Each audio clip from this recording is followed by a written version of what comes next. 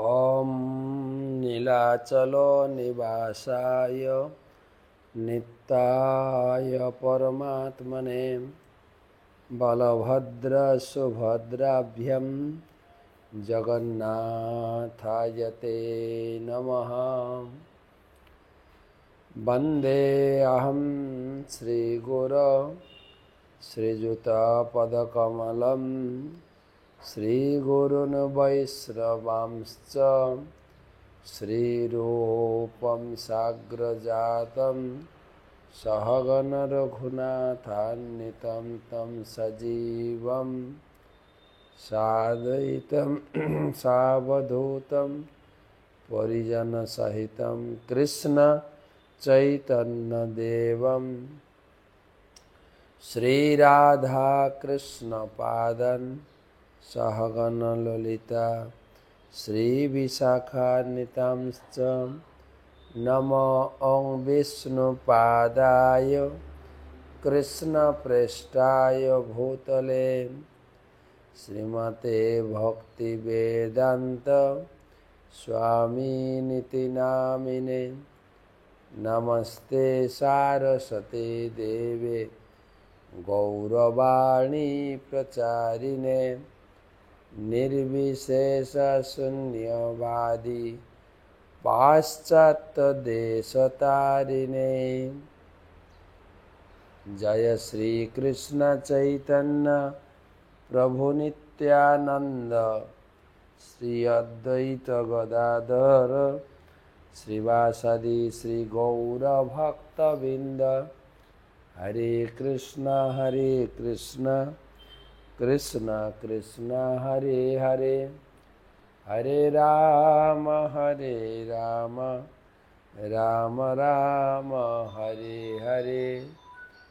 यद्दैतं ब्रह्मोपनिषदि तदपश्यतनुभा ज अन्तान्तर्जामी पुरुष इति सहस्रांश विभव षडैश्चर्यं पूर्ण जयः भगवान् स स्वयमयम् न चैतन्यात् कृष्णात् जगति परतत्त्वं परमिह अनर्पितचरिं चिरात् करुणया अवतीर्ण कलौ समर्पयितुम् उन्नत उज्ज्वलरसां सभक्ति श्रियं हरि पुरट सुंदर दुति कदम्ब संदीपितः सदा हृदय कंदरे स्फुरतु व सचिनंदन। राधा कृष्ण प्रणय विकृति ह्लादि शक्तिरस्मा देकात्मनावपि भुवि पुरा देह भेदुं गतौ तौ चैतन्याख्यं प्रकटमधुना तद्वयं चैकमाप्तं राधा भावदूते सुबलितं नौमि कृष्ण स्वरूपम्। श्री राधया प्रणय महिमा कीदृशवानोऽयैव सद्यो जनाद्भुत मधुरिमा कीदृशवानोऽयैव सौखाञ्जस्य मदनुभवत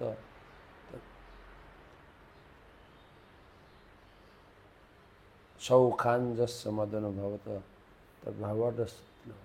तद्भावाढ्य समगनि सचिगर्भ सिन्धु हरि।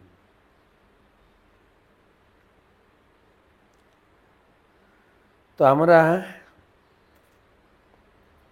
রথযাত্রার আজকে দ্বিতীয় দিন। কালকে রথযাত্রা আপনারা ক্লাস একটু লেটে পেয়েছেন এবং রথযাত্রা উপভোগ করেছেন। ভগবান জগন্নাথ তিনি বেরিয়েছেন মন্দির ছেড়ে। আমরা সবাই মন্দিরে গিয়ে জগন্নাথকে দর্শন করি।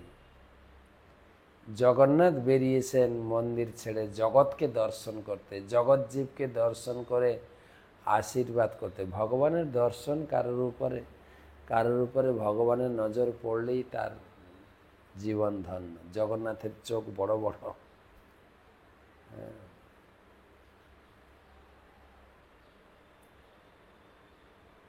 রথে বসিয়েছি বামন রাজা, তাহা দেখি খুশি সকল প্রজা। হ্যাঁ, উড়িয়াতে বলে। তিনি হচ্ছেন রাজা, আর আমরা হচ্ছে তার প্রজা। তিনি রথে উঠে প্রজাদের দেখতে আসছেন। তার চোখ খুব বড় বড়, আমাদের চোখ ছোট, সামনে একটু দেখতে পাই, আশেপাশে দেখতে গেলে আমাকে মুখ ঘুরাতে হবে। জগন্নাথের চোখ এত বড়, তার দৃষ্টিতে যেন কেউ বাদ না পড়ে। তিনি যে করুণাময় বিগ্রহ। তিনি হাত সোজা করে আছেন, আসো তোমাকে একটু আমি আলিঙ্গন করি, যেন আমরা তার কত পরিচিত। তিনি বেরিয়েছেন শহরের বিভিন্ন অলি গলি জনকীর্ণ স্থান ভ্রমণ করে তিনি এখন বসেছেন গুন্ডিচা মন্দিরে, মাসির বাড়িতে। আসো সবাই আমাকে এখানে দর্শন করো, পূজা করো, তোমার যা দরকার তুমি মেঘে নাও। আপনি যাবেন রথযাত্রাতে, বিশেষ করে গুন্ডিচা বাড়িতে। আমরা আগেও আলোচনা করেছি, ভগবান তিনি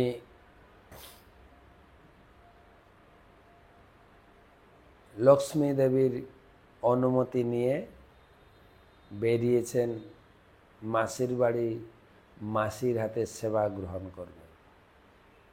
কেবল মাসি সেবা করবে কেন, আমরা সবাই, স্ত্রী পুরুষ নির্বিশেষে সবাই তার মাসি হয়ে যায়। মাসির সেবার কিছু ভাগ নিয়ে নিই, সবাই কিছু না কিছু সেবা করি, যার যেরকম সামর্থ্য। ফল মূল ধূপ দীপ আরতি করি, ভোগ লাগাই, মালা গেঁথে দিই, প্রসাদ রান্না করি, প্রসাদ সেবন করাই, প্রসাদ দান করি, যার যেরকম সামর্থ্য। মাসির বাড়ির সেবার সুযোগ মাসি এক এক পাবেন কেন? মন্দিরে অনেক রেস্ট্রিকশন থাকে, সবার হাতের রান্না মন্দিরে প্রবেশ করতে দেওয়া হয় না, কিন্তু মাসির বাড়িতে কোনো মন্দিরের রেস্ট্রিকশন ওখানে কাজে লাগবে না। সবার জন্য একদম খোলা। তো আমরা আলোচনা করছিলাম ভগবান, গতকালকের আলোচনা আমরা শুনেছি। পরশুদিন তো পহণ্ডি বিজয় করে জগন্নাথকে রথে তোলা হয়েছে। তো কালকে আমরা রথ টেনেছি। চৈতন্য মহাপ্রভু রথের যে সাজনি, কোন দিকে কীর্তন হবে, কোন কীর্তনে কে নাচবেন, কে গাইবেন, কোন দুজন মৃদঙ্গ বাজাবেন, কে গান ধরবেন, 7টা দলে তিনি বিভক্ত করে তিনি এই রথযাত্রা আড়ম্বরপূর্ণ কীর্তন নৃত্য এবং নিজেকে 7 রূপে বিস্তার করে একসঙ্গে 7টা দলে তিনি রয়েছেন। এবং প্রতাপরুদ্র রাজা মহাপ্রভুর এই বৈভব ঐশ্বর্য নিজের চোখে দর্শন করেছেন। এবং সার্বভৌম ভট্টাচার্য এবং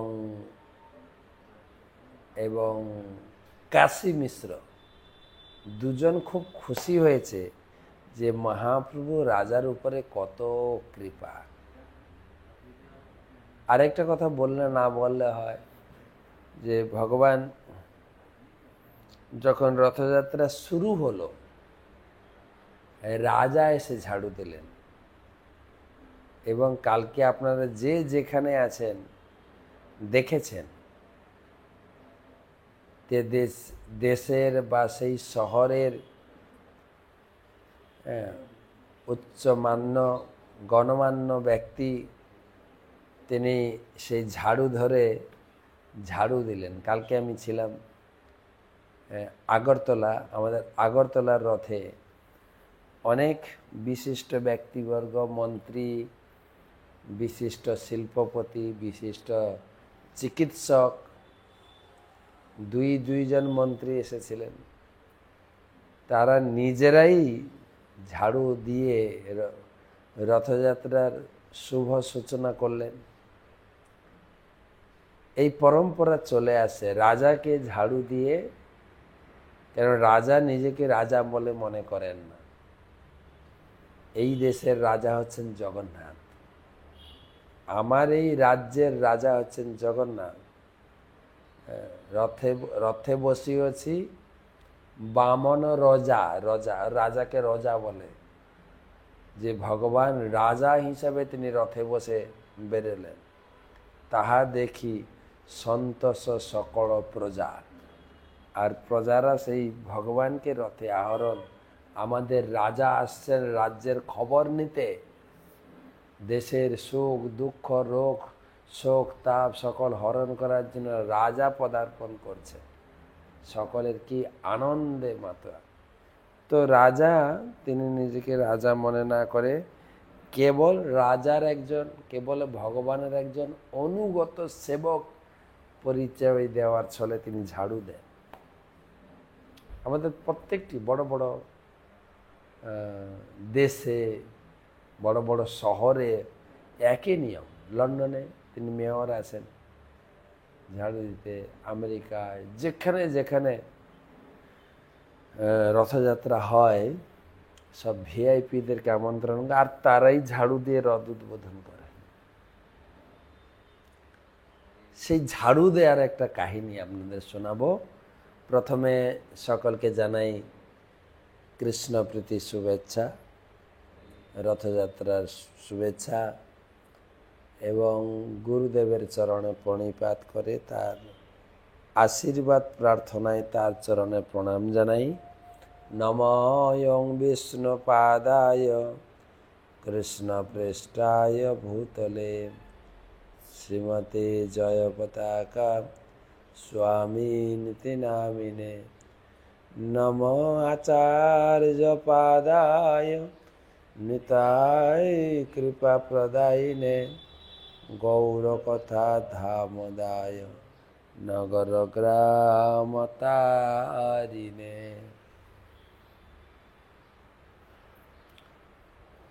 ঝাড়ুদারের কাহিনী। আমাদের পরম পূজ্য শ্রী শ্রীমৎ ভক্তি পুরুষোত্তম মহারাজের এই জগন্নাথ লীলা গ্রন্থে একটা কাহিনী আপনারা পড়বেন, যার নাম হচ্ছে কাঞ্চি অভিযান। তো উড়িষ্যার তদানীন্তন রাজা ছিলেন পুরুষোত্তম দেব। তিনি ভগবান জগন্নাথের একজন পরম ভক্ত,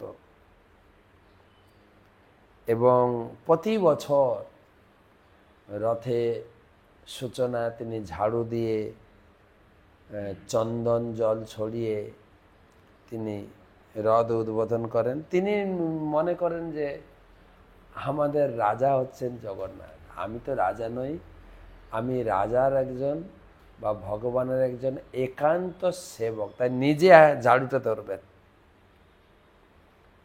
এবং নিজেকে ভগবানের নগণ্য সেবক রূপে তিনি ঝাড়ু দেন।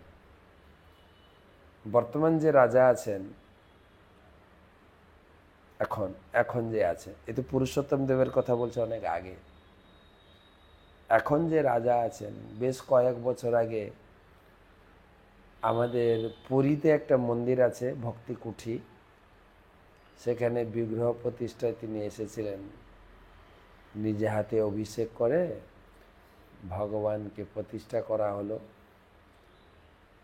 তখন সেই রাজা তার মনের কথা বলছিলেন যে আমি পুরীর রাজা, কিন্তু আমার রাজত্ব নেই, রাজপথটা আছে, ক্ষমতা বৈভব সব কেড়ে নেওয়া হয়েছে গণতান্ত্রিক ভোটের কারণে, কিন্তু একটা জিনিস আমার থেকে কাটতে পারেনি কেউ, ঝাড়ু।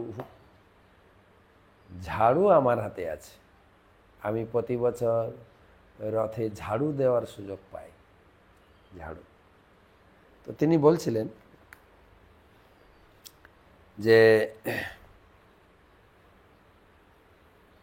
যাই হোক, তিনি এই ঝাড়ুর খুব প্রশংসা করেছিলেন যে পরম সৌভাগ্য, প্রতি বছর একবার আমি ঝাড়ু দেওয়ার সুযোগ পাই জগন্নাথের সামনে। তো যাই হোক, সেই এক সময় অনেক অতীতের কথা, পুরুষোত্তম দেব বলে রাজা ছিলেন সেই পুরীতে। তিনি একবার দক্ষিণ ভারতে ভ্রমণ করতে গিয়ে কাঞ্চি নামক এক রাজ্যে উপনীত হলেন, ওখানে তাঁবু করে ছিলেন। কোনো কারণে ওই কাঞ্চি রাজার রাজকন্যার সঙ্গে তার দেখা হয় এবং দুজন দুজনে প্রণয়ে আবদ্ধ হন, দুজন দুজনকে বিয়ে করবেন। এবং রাজকন্যার পিতা কাঞ্চি রাজা সেই পুরুষোত্তম রাজাকে তার রাজ্যে তিনি রাজ্যে তো এসে গেছেন, তার রাজ দরবারে তাকে ডাকেন, বহুত সৎকার করেন এবং তিনি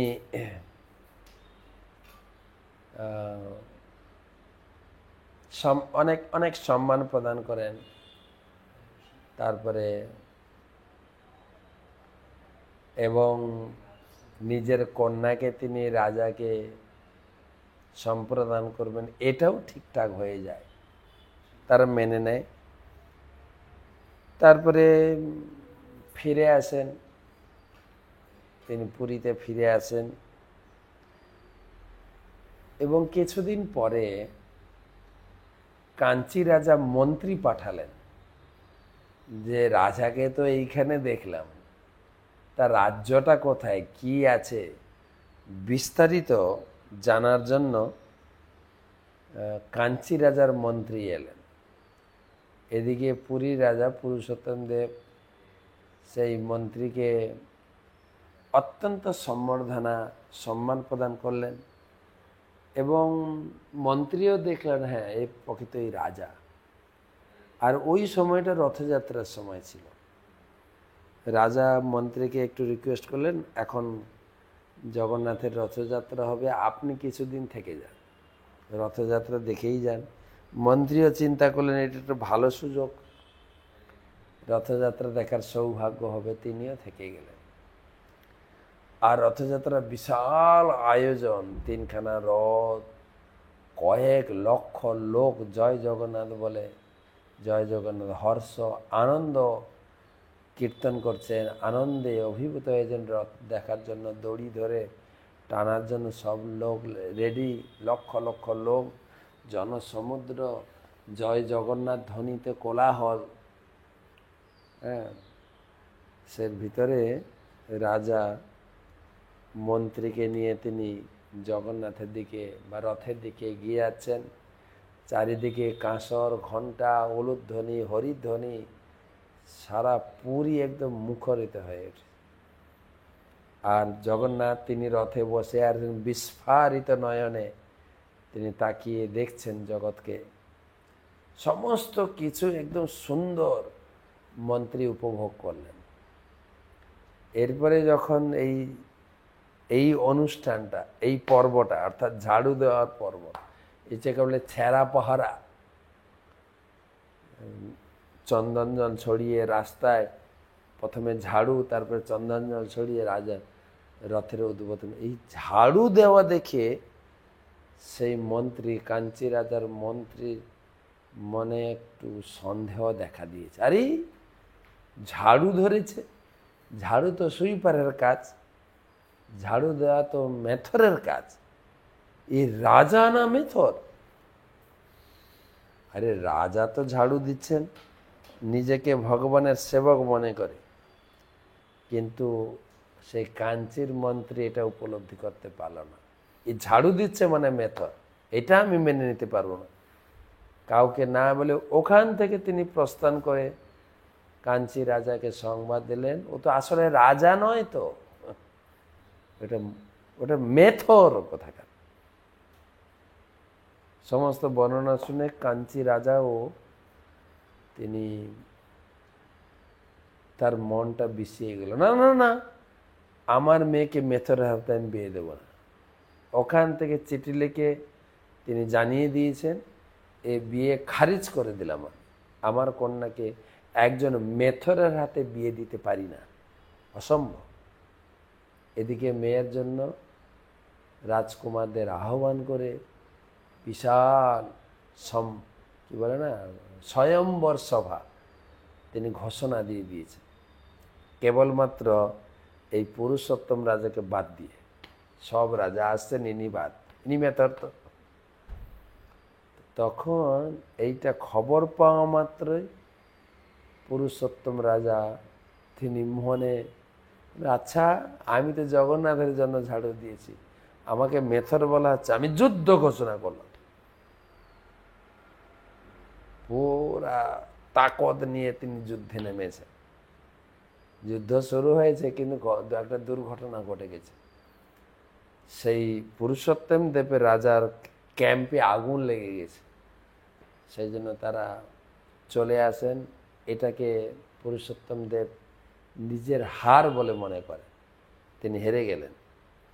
তবে একটা কথা আমি বলতে ভুলে গেছি, যুদ্ধের শুরুতে একটা শর্ত হয়েছে কাঞ্চি রাজার সঙ্গে পুরুষোত্তম রাজার, উড়িষ্যার। শর্ত হয়েছে এটাই যে আমি যদি হেরে যাই, আমার উপাস্য দেবতা হচ্ছে জগন্নাথ, আর আপনার উপাস্য দেবতা হচ্ছেন গণেশ। আমি হেরে গেলে আমার ঠাকুর আপনার ঠাকুরের পিছনে বসবে, আর আপনি হেরে গেলে আপনার ঠাকুর আমার ঠাকুরের পিছনে বসবে। অর্থাৎ যদি পুরুষোত্তম দেব হেরে যান, তাহলে জগন্নাথকে বসতে হবে গণেশের পিছনে। আর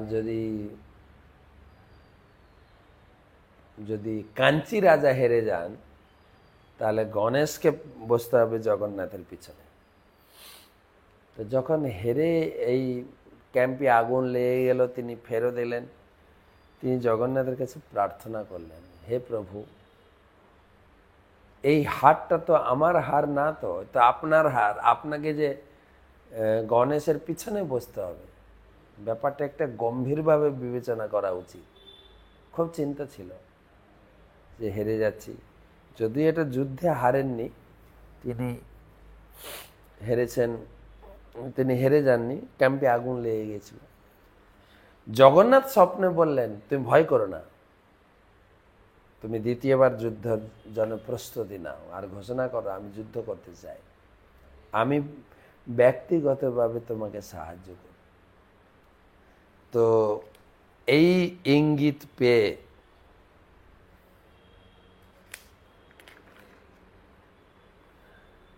পুরুষোত্তম রাজা তো খুব খুশি, পুনরায় যুদ্ধ ঘোষণা করলেন। আর যুদ্ধ ঘোষণা করে তিনি সব যোদ্ধা, পাত্র, মিত্র, সৈনিক সহ রেডি হচ্ছেন। এদিকে দুজন, একজন সাদা ব্যক্তি, কালো ঘোড়ায় কালো ব্যক্তি, দুজন সৈন্য সামনে চলছে। যেতে যেতে বৈশাখ মাসের দিন ছিল, একটা পিপাসা হয়ে পড়েন জগন্নাথ বলদেব। মরুভূমির মাঠের মধ্যে কোথায় জল পাবেন? দেখছেন একজন মহিলা মাথায় ঘোল নিয়ে বাজারে বিক্রি করতে যাচ্ছেন। ঘোল বলুন, ছাঁচ বলুন, বালুরসি বলুন, বা এখন ইংরেজি ভাষায় বলে বাটার মিল্ক। তো তারা সে মহিলা বিক্রি করতে যাচ্ছেন। জগন্নাথ বলদেব সেইখানে তার সামনে দাঁড়িয়েছেন, এই আমাদের খুব পিপাসা পেয়েছে, ঘোল খাওয়া। তো অনেকটা ঘোল খেয়েছেন দুজন, এবং ঘোল খাওয়ার পরে চলে যাচ্ছেন। তখন সেই মহিলা যিনি ঘোল বিক্রি করতে যাচ্ছিলেন, তার নাম হচ্ছে মনিকা। সে বললেন, আরে তোমরা ঘোল খেয়ে গেলে পয়সা দিলে না, আমার তো এটাই একমাত্র উপজীবিকা, আমি খাবো কি? তখন জগন্নাথ বলদেব রথ থেকে নামলেন, বা তাদের ঘোড়া থেকে নামলেন। নেমে বলছেন, দেখো আমরা তো যুদ্ধ করতে যাচ্ছি, আমাদের কাছে কোনো পয়সা নাই, আমাদের পিছনে রাজা আসছেন, তোমার এই ঘোলের পয়সা দেবেন উনি। বলছে কি ঘোল খেলে তোমরা রাজা পয়সা দেবে, ওসব আমি বুঝি না, তোমরা পয়সা দাও, আমি গরিব লোক, পয়সা। তখন জগন্নাথ তার আংটি খুলে দিলেন যে তুমি এই আংটিটা দেখালে তোমার ঘরের যা যা মূল্য রাজা দেবেন। বলতে বলতে জগন্নাথ তার আংটিটা মানিকাকে দিলেন, বহুমূল্য আংটি। এটা প্রশ্ন আছে কিন্তু, জগন্নাথের আঙ্গুল আছে নাকি তিনি আংটি পরেন? অবশ্যই আছে। আমরা দেখতে পাই না, দেখবেন একাদশীর দিন কিরকম তিনি সেজে গুজে পেরোবেন, সোনা পরে বেরোবেন। আমরা তাকে জড় বলে মনে করে, তার মনে করে হাত নেই। আর গ্রামে গঞ্জে যত অলস ছেলেকে দেখা হয় জগন্নাথের নাম করা হয়, এই তুমি মনে হয় জগন্নাথ নাকি, অলস কথাকার, খেটে খেতে পারো না, ঠুঁটো জগন্নাথ এরকম বলে, অলস জগন্নাথ। জগন্নাথের তো আংটি আছে, তো আংটিটা দিয়েছেন, দিয়ে বলেছেন যে পিছনে রাজা আসছে। তো রাজা পুরো দল বল নিয়ে সৈন্য নিয়ে আসছেন, মানিকা দেখতে পাচ্ছেন, খুশি হয়েছে রাজা এসে আমাকে টাকা দেবে। তো রাজা যখন এসে দেখছেন এদিকে মানিকা পত্না, কি বলে মানিক, মণিকা, মণিকা কি মানিক না মণিকা, মণিক, মণিকা, মণিকা, সে অপেক্ষা করেছে, রাজার দলবলকে আটকেছে।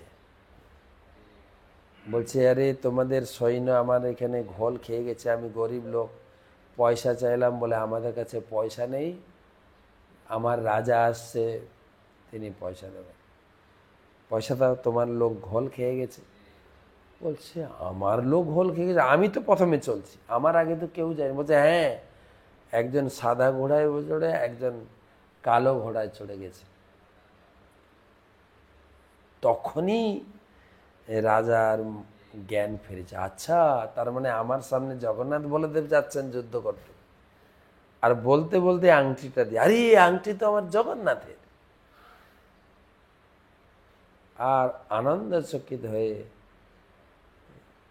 সেই যে মণিকা, তাকে বললেন মণিকা তুমি খুব ভাগ্যবতী, সাক্ষাৎ জগন্নাথ বলদেব তোমার হাতে ঘোল খেয়েছেন, তুমি দর্শন পেয়েছ, তার অঙ্গুরীয় আংটি তুমি স্পর্শ পেয়েছ। তাকে অনেক সম্পদ, শুধু তাই না, বলে তুমি এত ভাগ্যবতী, তোমার সারা জীবনের দারিদ্রতা আমি মুছে দেব, কয়েকটা গ্রাম তোমাকে দিয়ে দিলাম, এই গ্রামের তুমি আচ্ছা অধীশ্বরী, পত্তন, তুমি রাজ করবে, কর আদায় করে তোমার চলো, তোমাকে ভিক্ষা করতে হবে। বলে সেই স্থান এখনো আছে, মহারাজ লিখেছে, সেই স্থান এখনো আছে। তাকে যে কয়েকটা গ্রাম দিয়েছিলেন, পত্তন, মানিকা পত্তন বলে গ্রামের নাম এখনো আছে। তারপর রাজা গেলেন, রাজা যুদ্ধ শুরু করেছে, আর জগন্নাথ বলদেব দেখা যাচ্ছে না। তারা সমস্ত সৈন্য, কাঞ্চির সমস্ত সৈন্যকে ছিন্ন বিচ্ছিন্ন করে দিয়েছে। এখানে রাজার জয় হলো। রাজা তখন কি করলেন, সেই পদ্মাবতী রাজকন্যা, যার সঙ্গে তার ভালোবাসা হয়েছিল, তাকে বন্দি করেছেন, বন্দি করে রথে তুলেছেন, দিয়ে মন্ত্রীকে বলছেন নিয়ে চলুন একে, একজন মেথরের হাতে বিয়ে দেব, সত্যিকারের মেথরের হাতে। পদ্মাবতী তো ভয় খেয়ে গেছেন, সে তো ভালোবেসেছিল পুরুষোত্তম রাজাকে, বিয়ে করবে না, তো উড়িষ্যাতে ফেরত এলো। মন্ত্রীকে বললেন, মহামন্ত্রীকে, একে নিয়ে যান, বন্দি করে রাখুন, আর মেথরের হাতে বিয়ে দিন। বলছে ঠিক আছে মহারাজ, আমি এখন একে নিয়ে আমার ঘরে রাখি, উপযুক্ত মেথর খুঁজে বিয়ে দেবো। রাজকন্যা তো ভয়ে কাঁপছে, কান্না করছে। মন্ত্রী বলছেন, তুমি কান্না করো না, জগন্নাথের উপরে ভরসা রাখো, তোমার কিছু ব্যবস্থা হবে। তো মন্ত্রী বাড়িতে গেস্ট হিসাবে ছিলেন। পদ্মাবতী প্রতিদিন কান্না করছে, চোখ দিয়ে ঝরঝর করে জল বইছে যে আমার কি দুর্ভাগ্য, বিয়ে হবে মেথরে, কি জানি আমার কপালে কি আছে, কোথায় থাকতে দেবো, আমি তো এতদিন রাজবাড়িতে থেকেছি, মেথরের বাড়িতে থাকি। কাঁদে। আর মন্ত্রীর অন্যান্য মহিলারা তার সেবা করে, সান্ত্বনা দেয়, প্রবোধ দেয়, তুমি জগন্নাথের উপরে ভরসা রাখো। আর বলতে বলতে নেক্সট জগন্নাথের রথযাত্রা এসে গেছে, পরের রথযাত্রা শুরু। তো একই কাজ, রথযাত্রার প্রস্তুতি পর্বে রাজা গেছেন ঝাড়ু দেবেন, আর এদিকে মন্ত্রী সকালে বলে দিয়েছেন পদ্মা, আজকে তোমার বিয়ে, তুমি রেডি হয়ে যাও। আর মহিলাদেরকে বলেছে তাকে বিউটি পার্লারের মতো বিয়ের সাজ পরিয়ে দাও।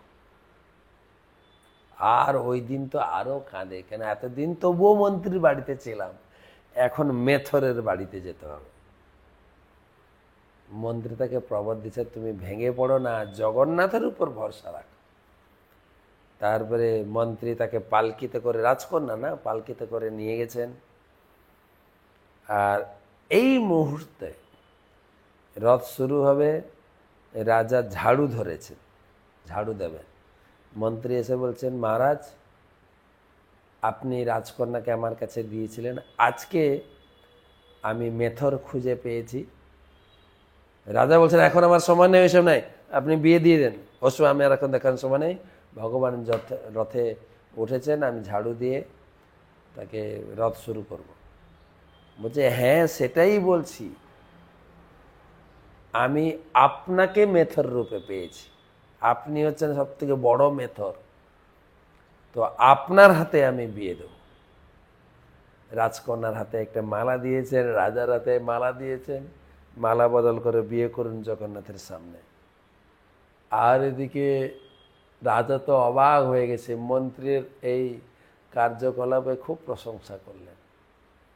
পদ্মাবতীর বিয়ে হলো, খুব সুন্দর কাহিনী। আপনারা জগন্নাথ মন্দিরে যখন ঢুকবেন, ঢুকেই দেখবেন গরুর স্তম্ভের কাছে বাঁ দিকে এই চিত্র আঁকা আছে, যে কাহিনী বললাম। জগন্নাথ কালো ঘোড়ার উপরে উঠেছেন, যাচ্ছেন যুদ্ধ করতে, আর বলদেব সাদা ঘোড়ার উপরে উঠেছেন। ওখানে মাণিকা তিনি ঘোল খাওয়াচ্ছেন জগন্নাথ বলদেবকে, সেই চিত্র আপনারা দেখতে পাবেন। এবং সেই অনুযায়ী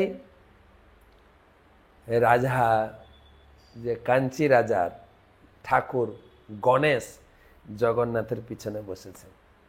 আপনারা পুরী মন্দিরে গেলে পুরী মন্দিরের পিছনে গণেশ আছেন, যাকে উপরে লেখা আছে কাঞ্চি গণেশ। তো পুরী মন্দিরে যে এত পরিপাটি, ছোট ছোট মন্দির, ছোট ছোট ঠাকুর, সবার এক একটা ইতিহাস আছে। আমাদের পরম পূজ্য ভক্তি পুরুষোত্তম মহারাজ এইরকম 5খানা বই লিখেছেন। শ্রী জগন্নাথ, রথযাত্রার রহস্য, শ্রীক্ষেত্র পরিক্রমা, একটা ইংরেজিতে বেরিয়েছে, এখনো বাংলা চলছে। শ্রী মন্দির, জগন্নাথের মন্দির এবং আশেপাশে গাছ, মন্দির, মণ্ডপ সব আলাদা আলাদা মাহাত্ম্য। তারপরে পঞ্চম বই আসছে 56 ভোগ।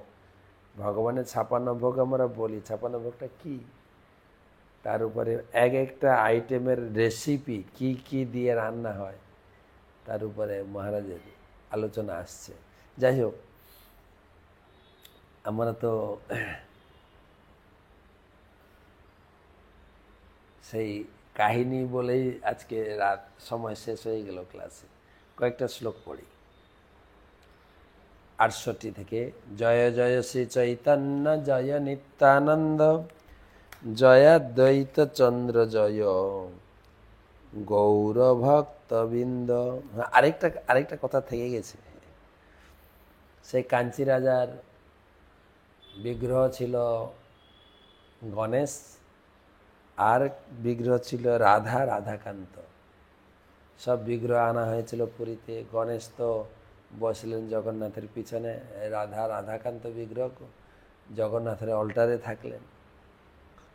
আর ঘটনা ঘটল কি, জগন্নাথের জন্য যত ভোগ রান্না হয়, মালপোয়া, খাজা, লাড্ডু,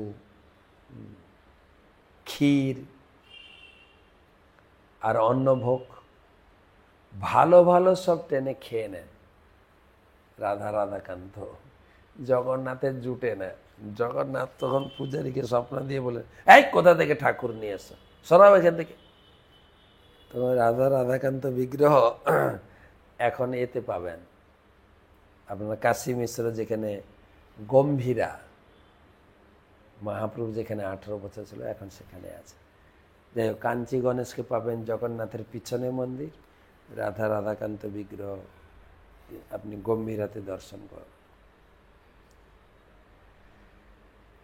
চৈতন্য চরিতামৃত মহাকাব্য মধ্যলীলা ত্রয়োদশ পরিচ্ছেদ 68 শ্লোক। এই মতো মহাপ্রভু করে নিত্যরঙ্গে, ভাষাইল সব লোক প্রেমের তরঙ্গে।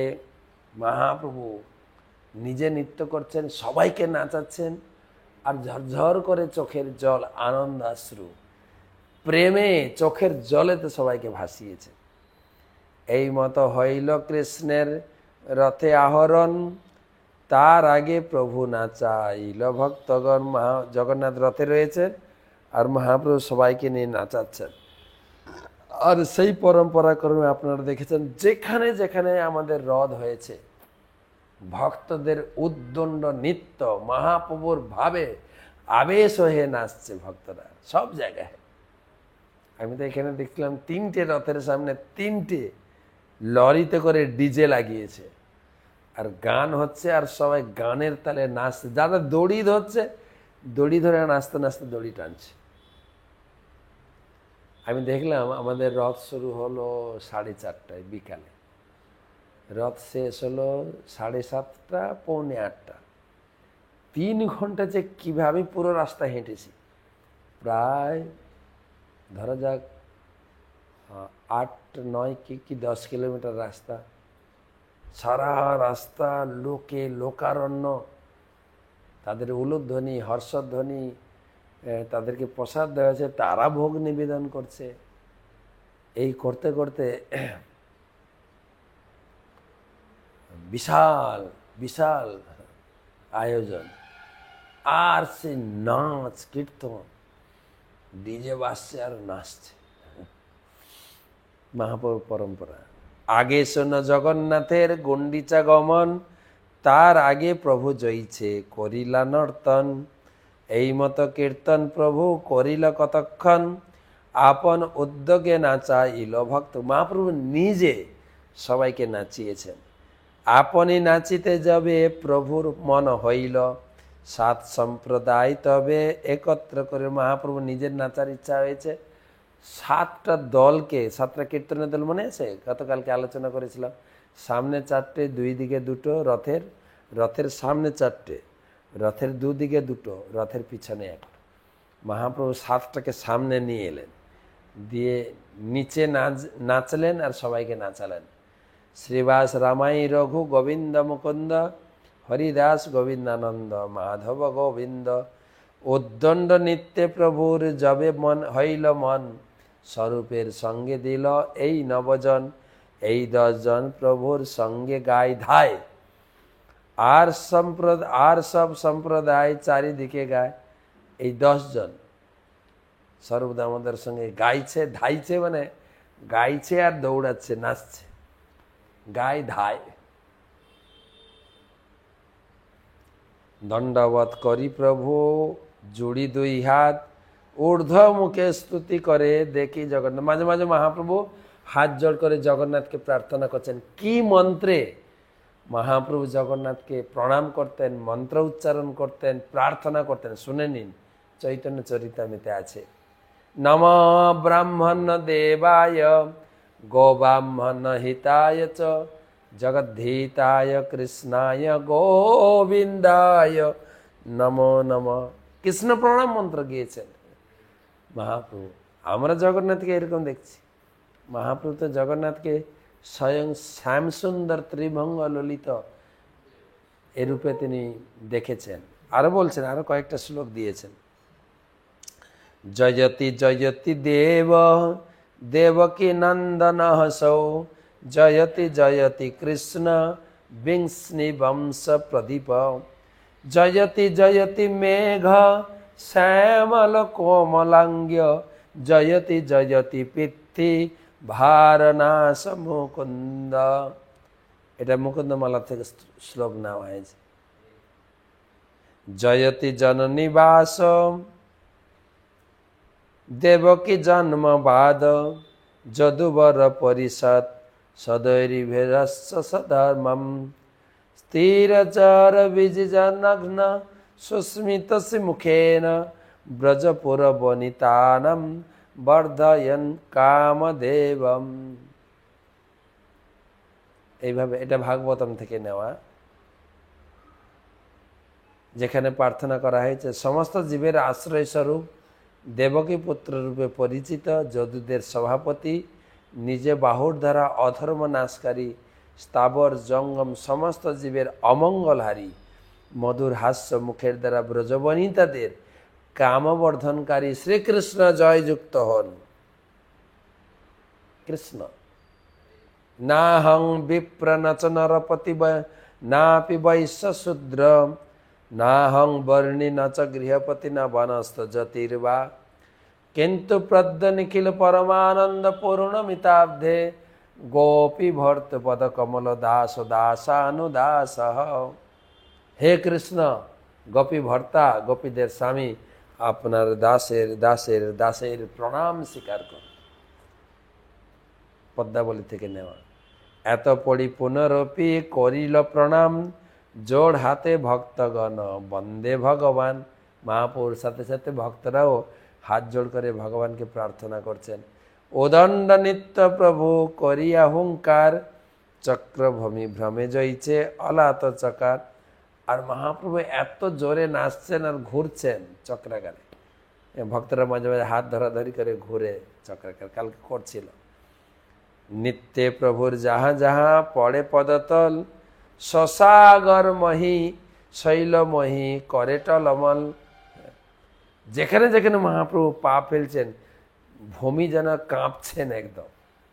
স্তম্ভ সেদ পুলক অশ্রু কম্প বৈবর্ণ, নানাভাবে বিবশতা গর্বহর্ষ দৈন। আছাড় খাইয়া পড়ে ভূমে গড়ি যায়, সুবর্ণ পর্বত যেন ভূমে তেলোটা মাঝে মাঝে আছাড় হয়ে পড়তেন। সুবর্ণ যেন পর্বত, সোনার পর্বত যেন গোড়াগড়ি করছে, কারণ মহাপ্রভু শরীরটা তো সোনার মতো ছিল।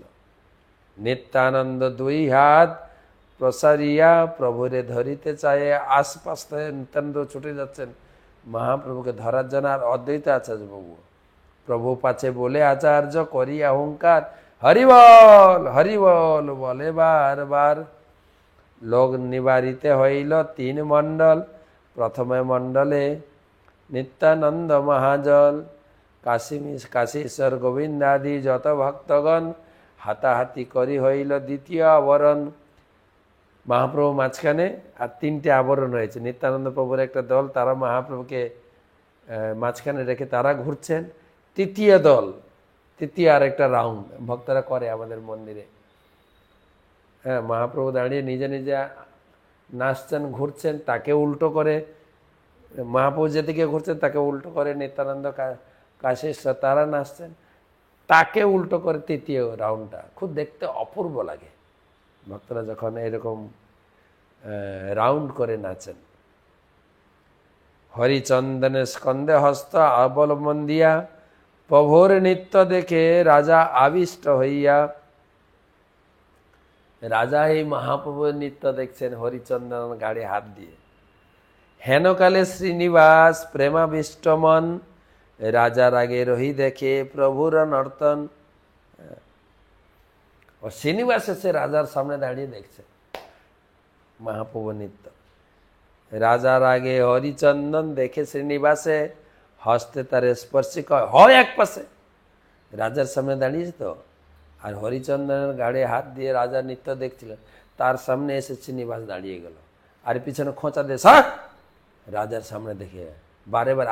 ও এত আবেশে নৃত্য দেখছে শ্রীনিবাস, নৃত্যাবেশে শ্রীনিবাস কিছুই না জানে, বারবার ঠেলে দেহ ক্রোধ হইল মনে, ছাপ্পড় মারিয়া তারে কইল নিবারণ, চাপড় খাইয়ে ক্ষুব্ধ হইল হরিচন্দন।